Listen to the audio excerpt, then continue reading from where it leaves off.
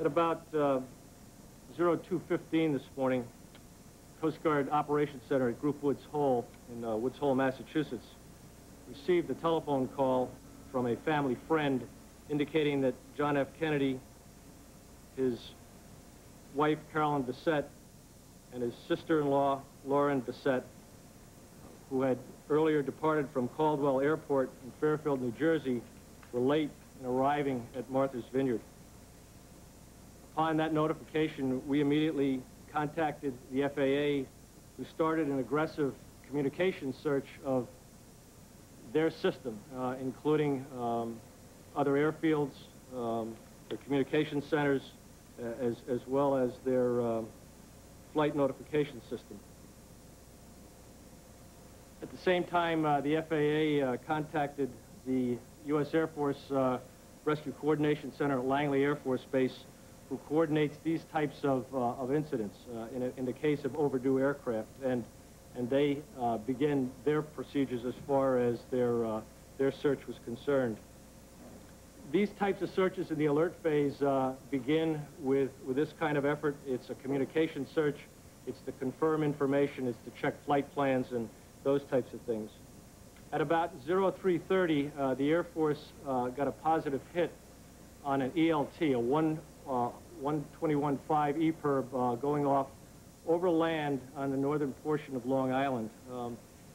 To be safe, they contacted us and asked us to get a boat underway, and we did an extensive search of the northern portion of Long Island from about 03:30 until about 06:30 this morning with negative results.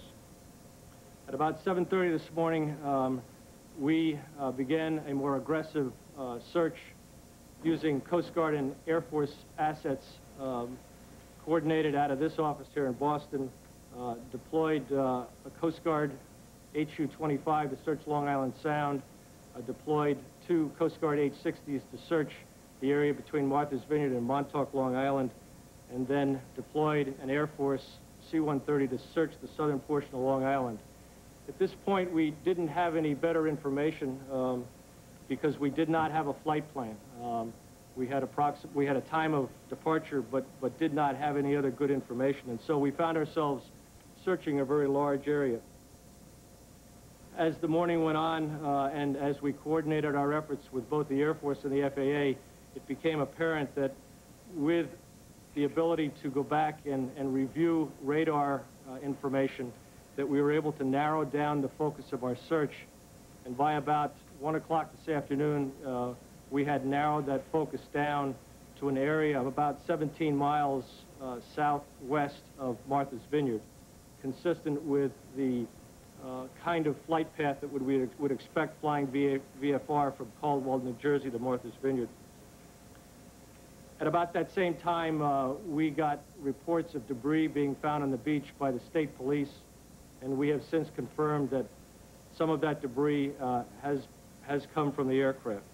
So we've been able to narrow our search now down to the area around Martha's Vineyard. We currently have a number of Coast Guard surface assets, 1 Coast Guard H-60 and 2 Air Force H-60s, extensively searching the area south of but around Martha's Vineyard. And we will continue to do that until we run out of light tonight. It's also my intention to use one of NOAA's research vessels, the Rudy, a vessel that has good capability in terms of subsurface search, and they got underway earlier this afternoon and should be in the area sometime between 6 and 8 o'clock tonight, and we will immediately deploy them. I've also asked NOAA to provide some of their oceanographic expertise to us, and we have a NOAA officer who is on his way to this site and should be here by about 6 o'clock tonight. My intention is to also employ Navy assets, and we have gone to the Navy Supervisor of Salvage and asked them to begin to look at what assets they might be able to bring to bear on the case. It is our intention to keep searching. We are still in the search and rescue phase, and I want to underscore that. The importance of us doing a thorough search out there is what we're focused on, and we're going to do everything we can to continue to investigate the current information on future debris and to continue to search for survivors. I have covered, I think, as much as I can in a statement, and now I'm very willing to take some questions. Admiral, earlier in your statements, or Lieutenant Jones's statements, there was reference to an identifying mark on a suitcase that indicated it belonged to one of the passengers on this plane, and the indication was you were reluctant to release that name until next of kin had been notified. And I would ask you now, have next of kin been notified, and does the fact that you're doing that indicate that the presumption is this person has been killed in this crash and that perhaps the others have as well? Well, let me first say that we are in very close contact with the next of kin, with the Kennedy family, and have been all day. They have been apprised of the situation all along. I can't tell you personally the name on the tag, but I can tell you that we have confirmed that that luggage was from this flight. And that's all I'll say about that. I won't speculate as to any further information. We're simply still searching, and we are mindful of our responsibilities, and we're going to vigorously continue our search through the rest of the day. And as a follow-up, sir, how hopeful are you, or what hope remains, that you might actually find survivors? And in the same token, would this have been easier had a flight plan been, in fact, filed? I have been in close contact with the FAA all day. My understanding is that on a flight of this nature, that the procedures that Mr. Kennedy followed were normal procedures. Not following a flight plan is not an unusual event. Flying VFR from Caldwell to New Jersey to Martha's Vineyard under the conditions that existed last night is a normal occurrence. And so from our perspective, we're treating this like any other case where we're searching for people that possibly have survived this kind of an incident. You had the opportunity. You mentioned a moment ago that you've been in contact with the Kennedy family. Can you give us some sense as to how they're dealing with this, what their reaction has been as they keep getting updated as to what you're finding? I'd only be speculating. I can tell you that obviously there's a great deal of concern. We have tried to keep them as informed as we possibly can without speculating on what's going on. They have been very understanding and very appreciative of what we're doing, and I would say right now we're all doing everything we can, and certainly very concerned about where we are. You've had the opportunity to talk to the FAA. I'm sorry, I can't hear you. You mentioned a moment ago that a debris was found about 100 yards off the coast of Martha's Vineyard.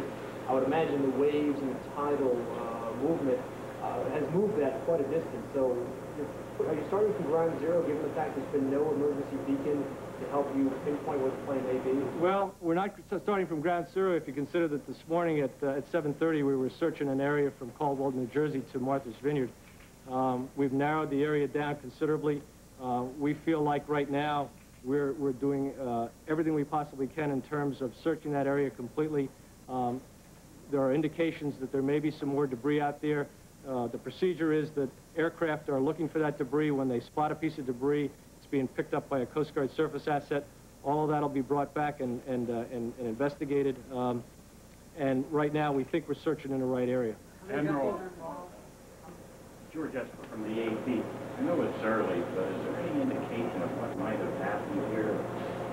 Or any weather factors? You mentioned you were in touch with the FAA. Yes. Is there anything? None that I'm aware of. No indications of problems with weather or equipment. Everything that we've talked about in terms of procedures followed by Mr. Kennedy were considered to be normal operations for that type of a trip. So there is no indication from what we can see that there was anything out of the ordinary. You spoke with the FAA.